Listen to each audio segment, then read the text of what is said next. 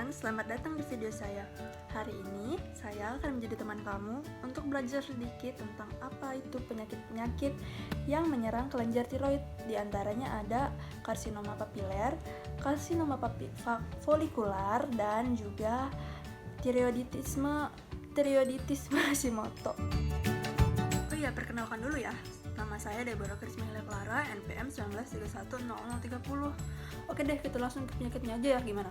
Jadi yang pertama itu penyakit tiroiditis Hashimoto. Nah, penyakit ini itu adalah penyakit autoimun, di mana kekebalan tubuh kita ini menyerang diri kita sendiri dan juga menyerang tiroidnya. Nah, ini tuh menyebabkan kelenjar tiroid kita tuh menghasilkan hormon itu jadi sedikit, terus dan menjadi hipertiroidisme. Nah, pertama penyakit ini tuh ditemukan sama Hakaru Hashimoto pada tahun 1912 dengan istilah struma lymphomatosa. Nah, ini ada penyebabnya juga teman-teman. Jadi penyebabnya itu karena peradangan, terus kekurangan hormon tiroid, terus kelenjar pituitarinya memerintahkan untuk tiroid memproduksi hormon yang lebih banyak. Nah, ini tuh disebut gondok teman-teman. Terus manifestasi kliniknya ada pelupa, terus nyeri otot, kuku dan rambut rapuh, dan juga laju pertumbuhannya itu melambat teman-teman. Ini dia Hakaru Hashimoto. Nah, kalau patofisiologinya atau jalan menuju ke penyakitnya itu yaitu kayak jadi antibodi itu menyerang sel hormon. Habis itu TSH-nya tuh meningkat, tapi T3 dan T4-nya tuh menurun teman-teman. Jadi peningkatan TSH-nya tuh abnormal. Nah, terus terjadi deh pembesaran tiroid tanpa nyeri. Kalau makrosnya dilihat-lihat itu perbesaran secara difus dan simetris, terus permukaannya tuh tampak pucat. Terus kalau mikrosnya infiltrasi luas oleh infiltrase peradangan mononukleus yang mengandung limfosit kecil, nah sel plasma dan juga centrum germinativum. Nah, itu dari tiroiditis Hashimoto-nya. Kita lanjut aja ke karsinoma papiler. Jadi karsinoma papiler itu tumor epitel ganas. Karsinoma sendiri artinya kanker ganas. Terus kalau papilar itu berasal dari kata papila yang kalau di makros itu bentuknya kayak puting. Terus karsinoma papilar ini tuh kayak yang paling sering terjadi gitu loh guys di tiroid.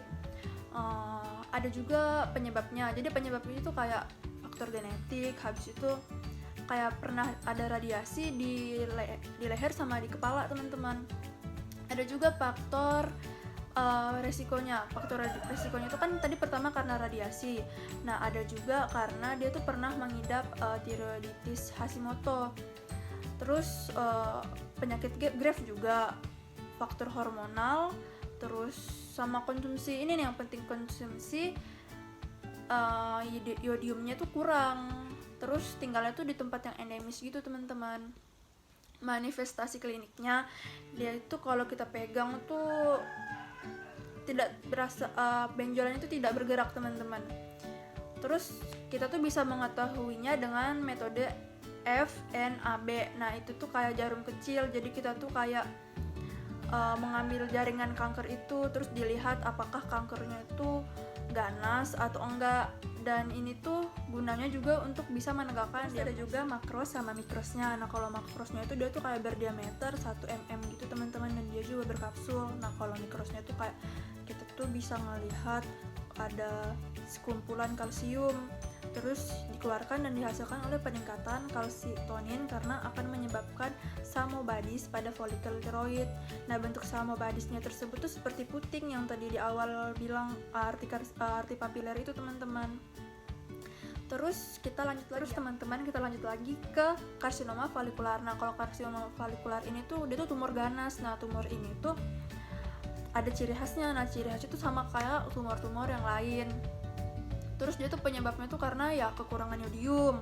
Habis itu karena usia tua kan kualitas hidup kita tuh menurun. Nah, itu tuh juga mempengaruhi. Jadi tuh antibodinya tuh jadi rentan. Terus wanita tuh juga lebih sering sih karena dia tuh memiliki hormon estrogen. Nah, hormon estrogen ini tuh kayak merangsang pertumbuhan si tumor ini. Nah, paparan radiasi genetik juga Terus genetik ini tuh terjadi karena adanya mutasi gen RAS bersifat onkogen. Terus gejala klinisnya tuh serak, habis itu disfagia, dispena. Terus jarang dijumpai pada pasien karsinoma folikular yang telah invasif luas gitu loh. Terus ini tuh dapat bermetafase secara limfogen dan juga hematogen. Kalau buat terapinya, jadi dia tuh diangkat, tiroid itu tuh diangkat, dibedah gitu loh.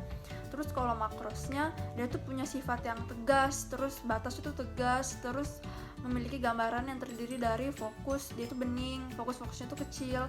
Sedangkan mikrosnya tuh, clear cell-nya tuh ovariannya mempunyai sitoplasma, terus jernih dan ada sel Hartle-nya. Nah itu tuh yang membedakan, bisa dilihat terjadi pengapuran pada badan. Terima kasih ya sudah mau meluangkan waktu kamu untuk menonton video saya dan belajar bersama saya. Saya juga mau mohon maaf karena banyak salah-salah kata.